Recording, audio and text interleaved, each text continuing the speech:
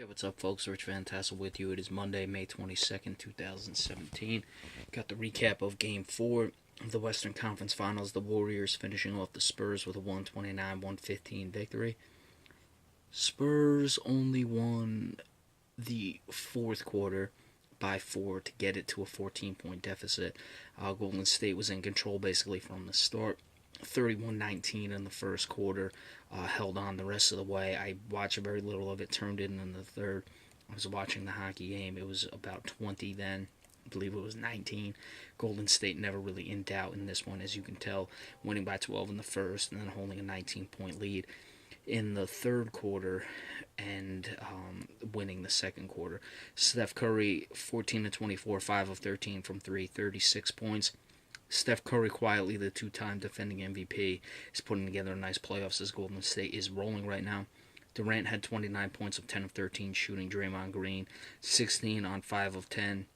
Klay Thompson, only 3 of 13, 1 of 5 shooting. That's something to look at. His shooting has struggled not the entire playoffs, but a majority of the playoffs. And it's happened at least more than once in each series they've played. So while they're 12-0, that's something to keep an eye on, certainly as they move to the finals. Ian Clark off the bench, 5 of 10, 2 of 6 from 3, 12 points. He led the way off the bench. Some garbage time minutes you would expect because everyone on the bench played. Altogether, 48 of 86, 55.8, 14 of 39 from 3, 35.9. Golden State was just shooting, too well this entire series. LaMarcus Aldridge, disappointing, 4 of 11, 8 points. Disappointing playoffs for him. A lot of question marks arise. Certainly, they're somewhat warranted because he just simply did not play well throughout the playoffs. Mills, 14 points, 4 of 13, 3 of 9 from 3.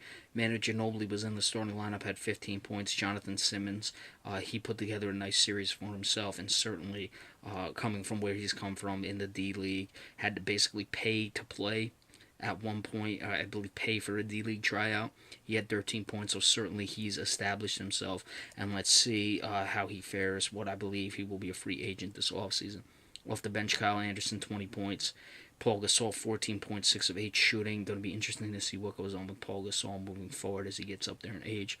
41 of 97, 42.3, 8 of 25, 32% from 3 for the Spurs. 41 rebounds to the Spurs to 53 for the Golden State Warriors. A lot can be said regarding the Kawhi Leonard injury, that is, and how that would have affected the Spurs. Clearly, they had the big lead in Game 1. We know this.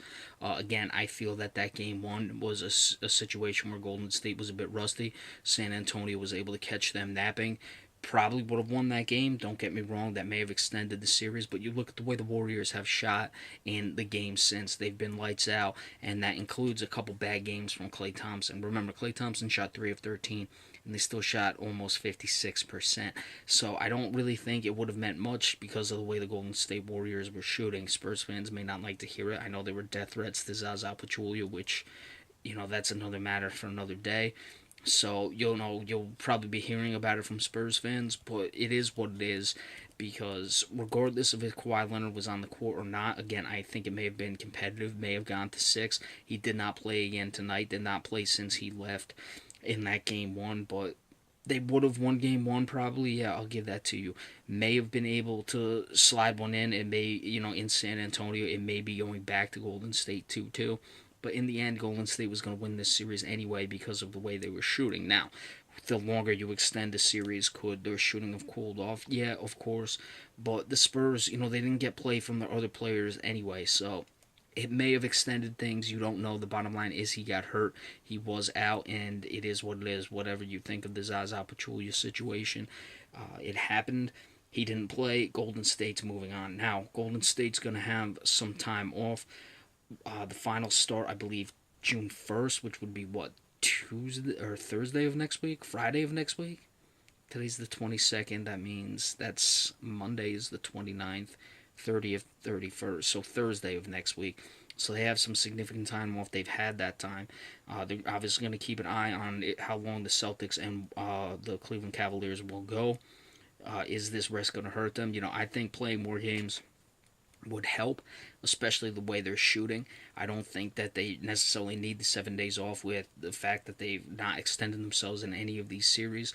and you'd want to get Klay Thompson possibly going. So that's going to be interesting to see what happens moving forward. We'll have to see who they face. Obviously, the expectation is the Cleveland Cavaliers. With regardless of any team they face, Golden State to me is just far superior than any team. With the starting lineup they put out there, with the offensive weapons, I think they're very difficult to stop. So that's the thing to keep an eye on. Game one, come the finals. There's not much you can say about it moving forward for the Warriors. They're a championship team. They should win the championship. To me, they're the favorites. They've been the favorites. I felt they should have won last year's final, and then they signed Kevin Durant. So we'll see how that affects them, because it's going to be if they can continue this shooting. But they've been on a torrid pace. They've won 12 straight now in the playoffs, and I believe they won, what was it, like 16 out of 17 to close out the regular season. I can check that real quick, just assuming it doesn't take too long to come up. We'll see. They finished 67-15. And when they suffered their 14, so they were 53-14, and then finished 67-15. So that means that they won 14 of their final 15, better than I expected. And now 12 straight. So they've won 26 out of their last 27. They're absolutely rolling.